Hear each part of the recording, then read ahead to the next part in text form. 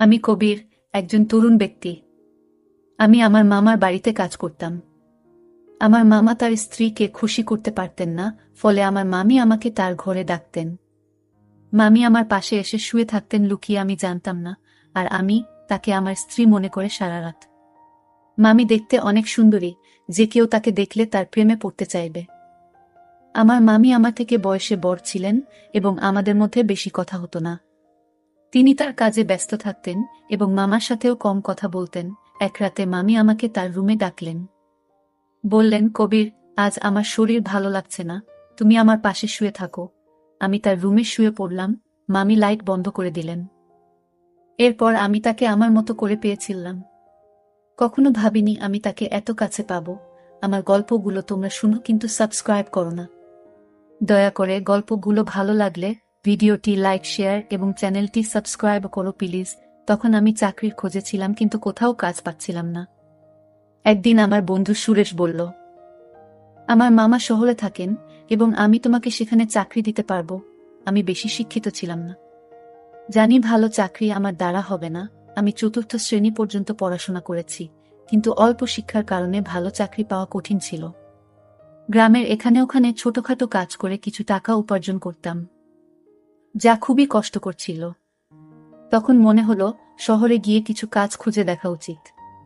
একদিন আমার বন্ধুর দেওয়া একটি ঠিকানায় গেলাম, যা তার মামার বাড়ির ছিল।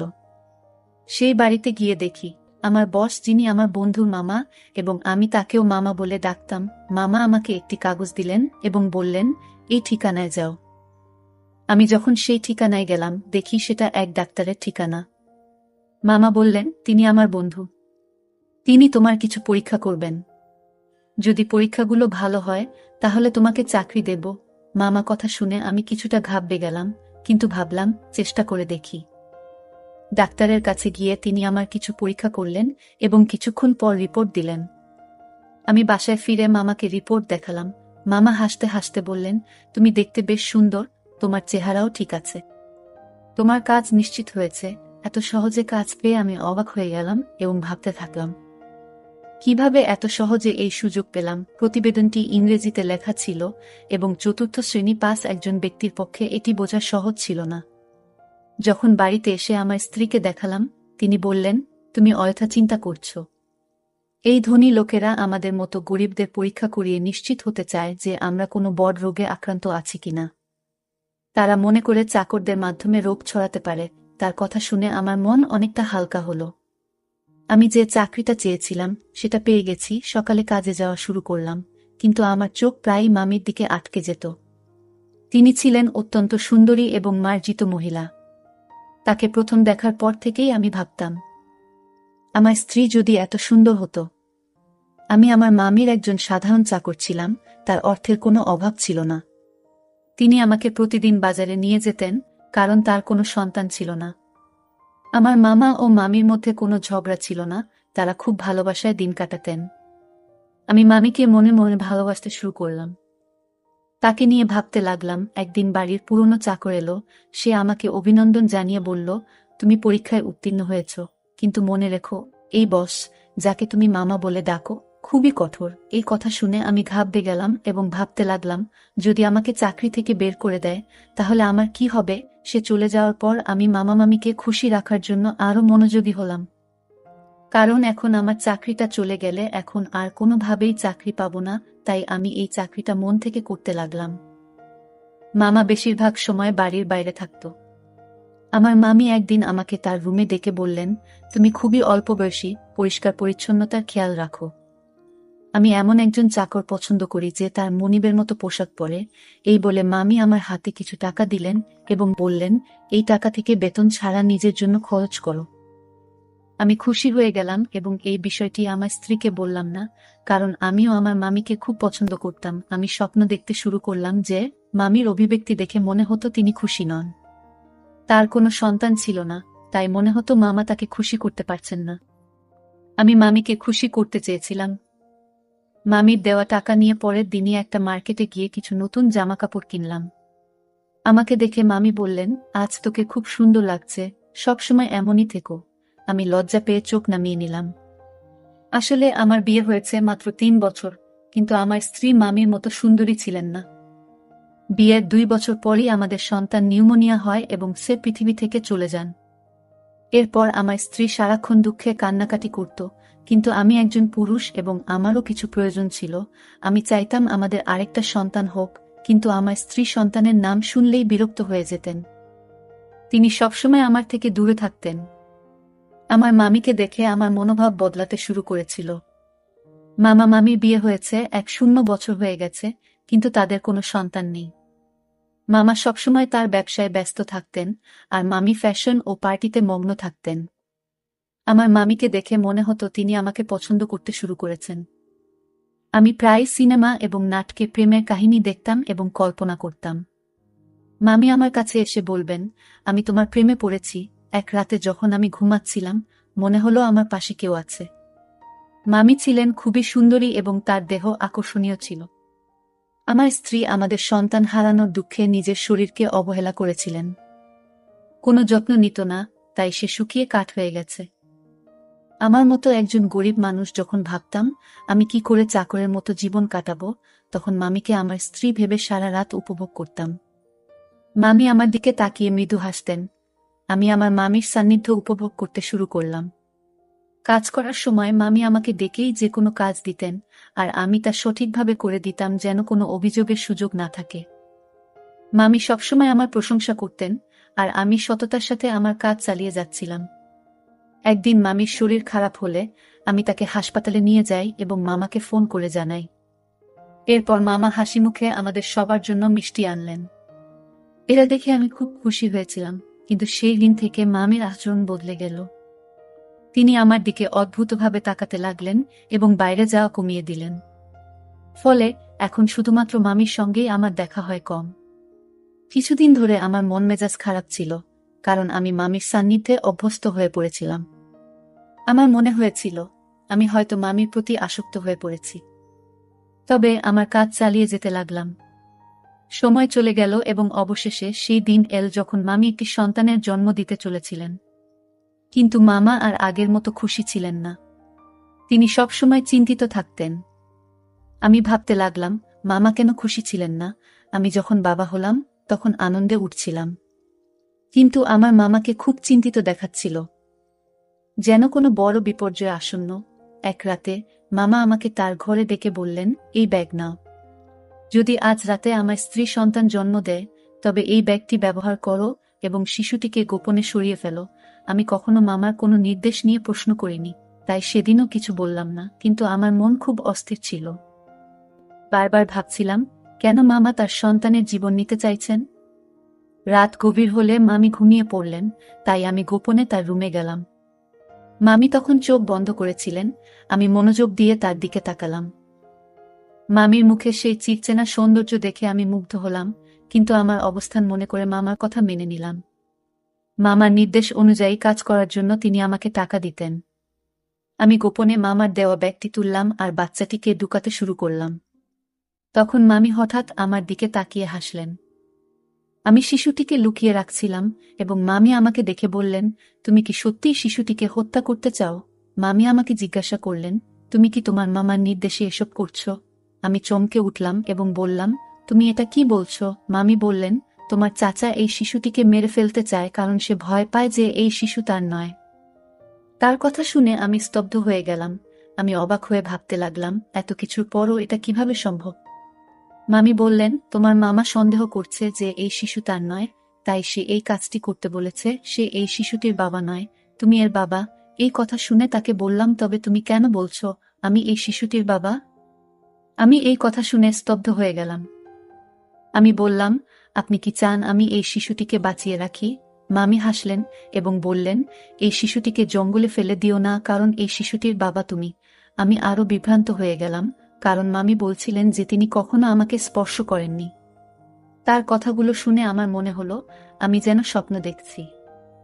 আমি সোফায় বসে ভাবতে লাগলাম, এত সুন্দর একজন মহিলার সাথে, যাকে আমি মামি বলে ডাকি, এমন কিছু ঘটেছে কি? আমি মামিকে জিজ্ঞেস করলাম, আপনি এত সুন্দরী, কিন্তু কেন এমন করলেন? মামি বললেন, আমি খুব সুন্দরী, কিন্তু আমার পরিবার খুব গরিব ছিল।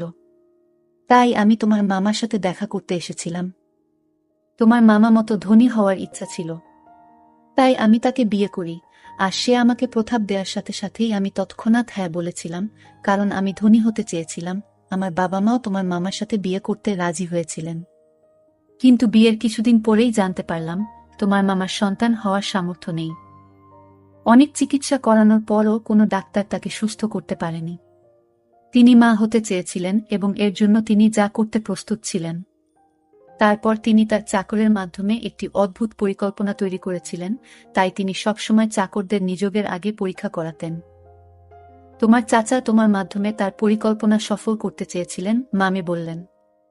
এই শিশুটি তোমারই সন্তান এবং তিনি চান না যে এটি প্রকাশ্যে আসুক। তিনি জানতে চেয়েছিলেন তিনি বাবা হতে সক্ষম কিনা, তাই আমাকে চাকরের সাথে ঘুমাতে বলেছিলেন।